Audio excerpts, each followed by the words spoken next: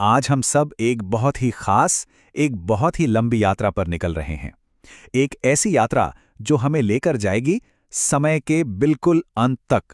हम देखेंगे कि विज्ञान हमें ब्रह्मांड के भविष्य के बारे में क्या बताता है, और यकीन मानिए, ये कहानी किसी भी कल्पना से कहीं ज्यादा हैरान करने वाली है। तो तैयार हैं? चलिए शुरू करते हैं। सोचिए, हेलेन केलर ने क्या खूब कहा है, भले ही ब्रह्मांड का भविष्य अंधेरे और खामोशी से भरा हो, उसमें भी कुछ न कुछ अद्भुत और हैरान करने वाला जरूर छिपा होगा। तो चलिए उन्हीं रहस्यों को खोजने के लिए इस सफर पर आगे बढ़ते हैं। तो सबसे बड़ा सवाल, हमारा ब्रह्मांड, ये तारे, ये आकाश गंगाएं, ये सब कुछ आखिर खत्म कैसे होगा? ये वो सवाल है जो न जाने कब से हम इंसानों को परेशान करता आया है, और आज विज्ञान हमें इसके कुछ चौंकाने वाले जवाबों के काफी करीब ले जा रहा है। ठीक है, तो इस महायात्रा पर निकलने से पहले इसके कुछ नियम भी जान लेते हैं। यह समझना जरूरी है कि हम भविष्य में आखिर इतनी तेजी से आगे बढ़ेंगे कैसे। देखिए, हम समय में एक असाधारण गति से छलांग लगाएंगे। कल्पना कीजिए, हर 5 सेकंड में हमारी रफ्तार दोगुनी होती जाएगी। इसी तरह हम अरबों खरबों साल का सफर बस कुछ ही पलों में तय कर लेंगे और ब्रह्मांड के भविष्य की सबसे बड़ी घटनाओं के गवाह बनेंगे। हमारी यात्रा की शुरुआत होती है हमारे अपने घर यानी पृथ्वी से। इससे पहले कि हम पूरे ब्रह्मांड के अंत को देखें, हमें अपने ग्रह के आखिरी अध्याय को समझना होगा। यहीं से असल में अंत की शुरुआत होती है। तो चलिए जरा तेजी से भविष्य में आगे बढ़ते हैं और देखते हैं क्या होता है। अब से 40,000 साल बाद इंसान का बनाया वॉयेजर 1 एक नजदीकी तारे के पास से गुजरेगा। 1 लाख साल में रात का आसमान इतना बदल जाएगा कि हम अपने नक्षत्रों को पहचान भी नहीं पाएंगे। करीब 10 लाख साल में बेटलजूस तारे में एक जबरदस्त सुपरनोवा विस्फोट होगा, और फिर 1 अरब साल में सूरज की गर्मी इतनी बढ़ जाएगी कि हमारे समुद्र उबलने लगेंगे। और आखिर में लगभग 7 अरब साल बाद हमारा मरता हुआ सूरज हमारी प्यारी पृथ्वी को हमेशा के लिए निगल जाएगा।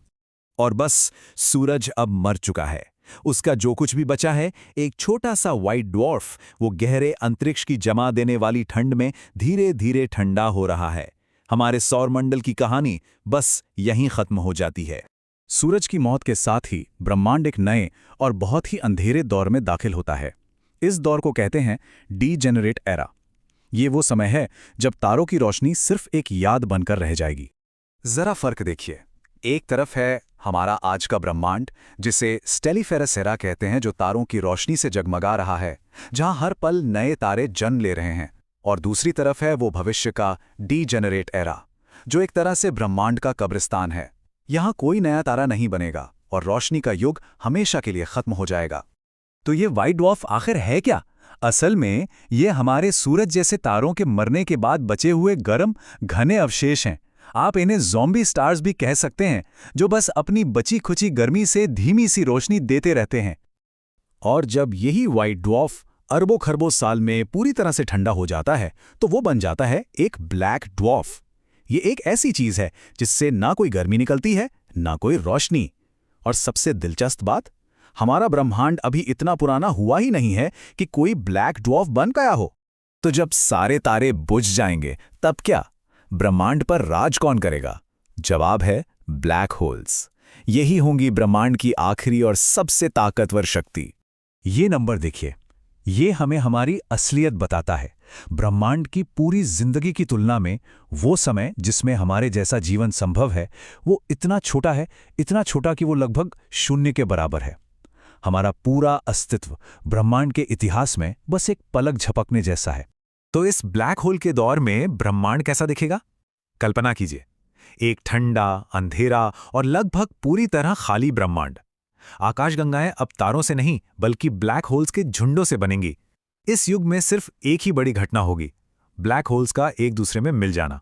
और हर टक्कर के साथ स्पेस टाइम में गुरुत्वाकर्षण की लहरें फैलेंगी, मानो जैसे गहरे सन्नाटे में डूबा अंतरिक्ष गूंज रहा हो।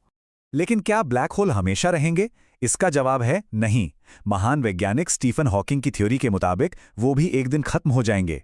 इसे हॉकिंग रेडिएशन कहते हैं। आसान भाषा में समझे तो ब्लैक होल के किनारे पर कणों के जोड़े बनते बिगड़ते रहते हैं।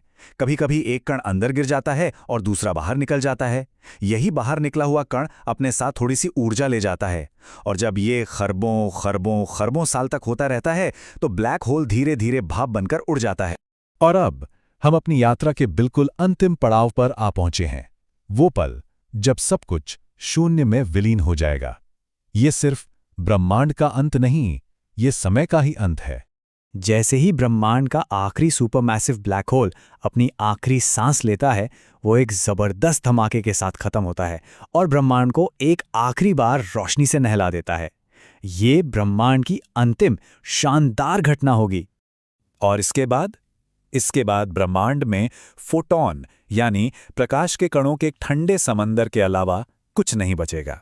ये धीरे धीरे और ठंडा होता जाएगा जब तक ये परम शून्य यानी एब्सोल्यूट जीरो तक ना पहुंच जाए।